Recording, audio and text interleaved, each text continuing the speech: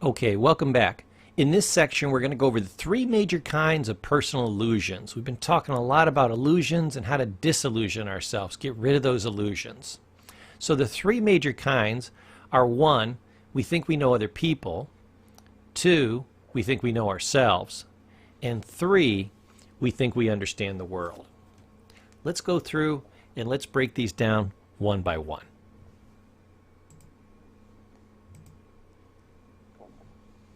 So, we think we know other people. No, we know what other people tell us. We used to say in treatment, if you read the entire person's chart, all their history from start to finish, you met with their families, you spent 30 days in treatment with them, maybe you had them there for 6 months. They were open, they were honest, they were intelligent, they divulged, you felt like they shared all their secrets with you. If you knew anything like 1, 2, or 3% about that person, you had absolutely crushed it. Why? Because it's hard to know a whole person just from a little bit. And we only know what other people tell us. We try to make ourselves look good, so we say certain things, we don't say other things. Certain things we believe, but they're not true. Certain things we believe are true that we present, but they're not true. We've talked a lot about that. So we don't really know other people.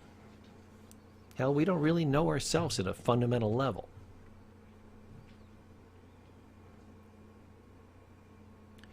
Next is we see through our biases.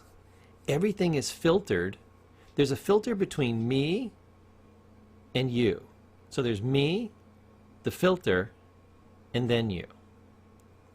I have to look through that filter, and then everything you say back comes through that filter.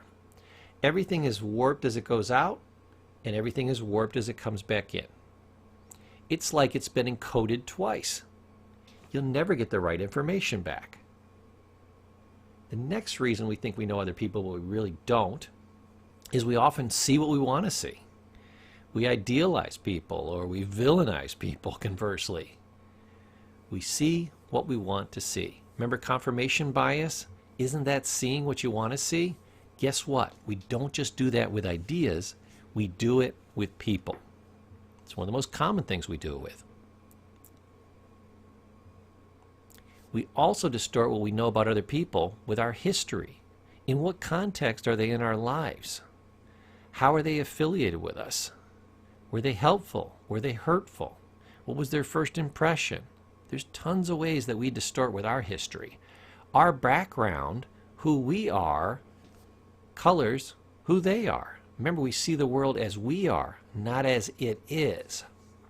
We distort with our own BS, our belief systems. That's our major filter. Not just the way we look at the world, but the way we explain it to ourselves. We're going to do a section on that later, on explanatory styles. We distort with our self-esteem. Sometimes we like people better because they make us feel better about ourselves. Sometimes we like people less because they don't make us feel as good about ourselves. And sometimes we completely dislike people for no other reason than they don't make us feel good about ourselves. A lot of times it's because they're better than we are in some way, shape, or form. We take that as a personal offense. Miscommunication. One of the strangest things to understand in psychology is that it's virtually impossible for two humans to communicate and have good communication. We used to do a talking feather thing in groups, and we did it largely with couples. And these couples had been together 10, 15, 20, 25, 30, 40, sometimes even 50 years. They could literally complete each other's sentences, but they had huge miscommunications. You know what we would do? We would do an exercise called the talking feather. I would give one of the couples, say the wife, the talking feather, and say, I want you to have a conversation with your husband. Just talk for like 30 seconds. Give him one idea, one concept, one thing you want to communicate, and then hand him the feather. Now, he can't talk while you got the feather. You can't talk while he's got the feather. So you're going to talk uninterrupted for 30 seconds. Then you're going to, when you're done, approximately 30 seconds, then you're going to pass it over to him. And he's going to tell you what you just said. At each point where he makes an error, I want you to correct him, and then I want you to hand him back the feather. On average, they would have to go back and say the same thing and repeat it for the person and go back and forth 6, 7, 8 times on average. So say 7 times on average for the person to have got it right once. This is with people that felt they knew everything about everybody. They totally knew each other. They've been with each other. They knew each other better than any other human being outside themselves in the whole world. And horrible communication. Here's horrible communication. I have a dog. You think you understood what I said, right? Pretty simple communication. I got a dog. You're like, yeah, Mr. Paul, I understand what you said. No, you don't. What color is my dog? How much does my dog weigh? What breed is my dog? Is my dog alive or dead? Is it a good dog or a bad dog? You know nothing about my dog. You're not even picturing the right dog. So we think we communicated, but we didn't. We had more miscommunication than actual communication. There was about 5 words that I said, and we had about 37 miscommunications. So miscommunication happens over and over and over. We always layer our story upon your communication. If you tell me anything like a dog, hey, Mr. Paul, I got a dog. I go, great. What do I immediately do? I picture my dog. Or my, amalgamation of a dog, my theme of a dog, the way that I see a dog, my dog template, literally. It's a miscommunication. We do this 1,000 times with everything. Somebody says, oh, my girlfriend just broke up with me. And I said, oh, I know just what that's like. I've had several girlfriends and they left me and it was just awful. No, I have Paul's experience of a girl leaving me. You tell me about it, and I try to figure out where it's just like what I went through. And when you say something that triggers something in me, I say, oh, you felt just like me. No. It might have even been close, but it was not the same. You can even take 2 people, and you can prick them both with a pin in the exact same spot, and they don't feel the same pain. This is how hard it is to communicate in any way, shape, or form and have it be identical between 2 people. So lots of miscommunications. I think I've said enough about that. I'm going to drive on. False associations. We associate certain things with people that aren't really true. We might think somebody's really nice because we saw him hold a door for a person. Well, maybe that was his boss, and that's why he was being nice. Maybe he normally doesn't do that. Maybe he slams doors in people's faces. We don't know. So people do various behaviors, and then we kind of grade it, and then we assume they're right. And we make false associations over and over and over again. So we don't really know other people. We think we know ourselves. Not really. We have a lot of illusions. Why?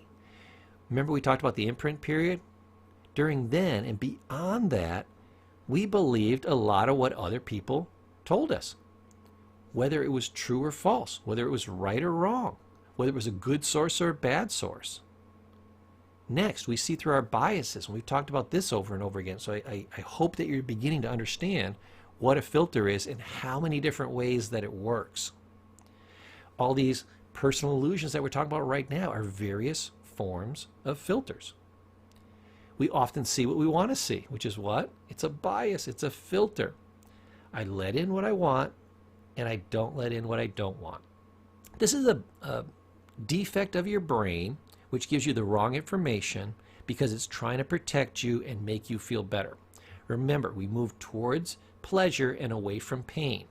Your brain does that.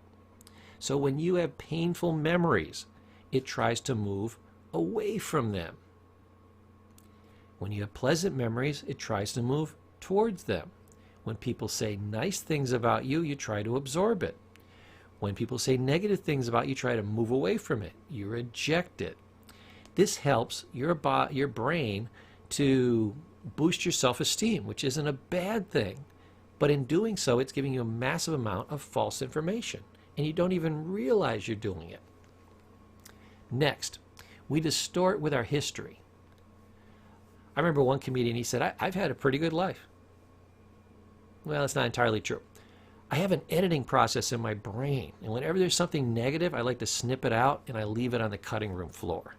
So I don't know if I had a great life, but I did some amazing things with editing. That is so funny, and that is so true. That's your positive use of your brain's editing tool. You literally do this.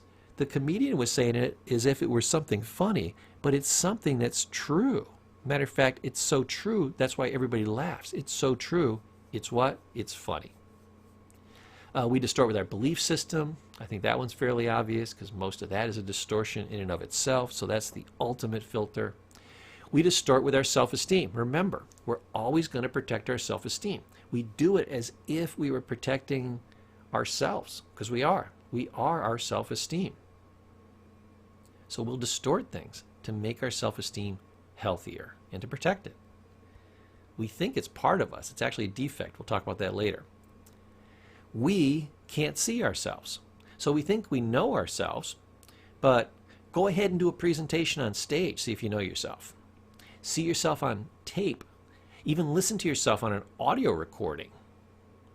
You know, the first time somebody hears themselves on audio, they're usually horrified, unless they just have the most beautiful voice ever. They're horrified by the sound of their own voice. And they're like, no. You know, the tone and the cadence is the same, but that's not me. That's not my voice. That doesn't sound anything like I sound in my head, and it sounds horrible. I hope to hell I don't sound like that. And you do. And it's not horrible. It's only horrible to you. You're the only one that cares. That's the ego again. That's the self-esteem. So we can't see ourselves. We can't see how we look. You know? I used to have people come up to me and they said, Paul, you okay? You know, you look really depressed. And I'm like, I don't know. I can't see my face. What are you seeing? I thought I was relaxed. It was the one time I wasn't feeling bad all day. I wasn't nervous. I wasn't uptight. I was feeling relaxed. And you took that as horribly depressed because, you know, your face kind of sagged and your head was down and your shoulder was down. That's also known as complete relaxation. So we can't literally see ourselves. We don't know how we look to other people. We don't know how much facial expression we give off or fail to give off. We're just all guessing. We don't practice our facial expressions in the mirror. We can't see ourselves. And finally, and I think everyone will agree this is true, we both hide and distort our pain. We deflect it. What do you think muscular tension is? That's you distorting your pain. Physical, mental pain becomes locked in the muscle, and that becomes what? Physical pain. It's one of the ways you distract yourself. That's how somatic disorders start. Soma is a Greek word, just means body. Soma, somatic disorders. The pain of the brain going into the body. It's that mind-body connection. We distort our pain. We distort our pain and we tell ourselves it's worse than it is. Oh my God, this is the most horrible thing that's ever happened in the history of man. This only happens to me. Poor me. We hide pain. We talked about that. We hide it, we suppress it, we cut it out, we put it on the editing room floor. So we don't even truly know ourselves. Plus, most people can't remember back to what? The imprint period. You don't even know why you are the way you are because you weren't there, cognizant, watching, and remembering during the imprint period. Even if you have memories of that time, you don't remember accepting or rejecting anything. You don't remember when you learned every little thing. You know, there's only 100 people with a, what do they call that, eidetic memory? Like that. There's 101 in the entire world. So that isn't you.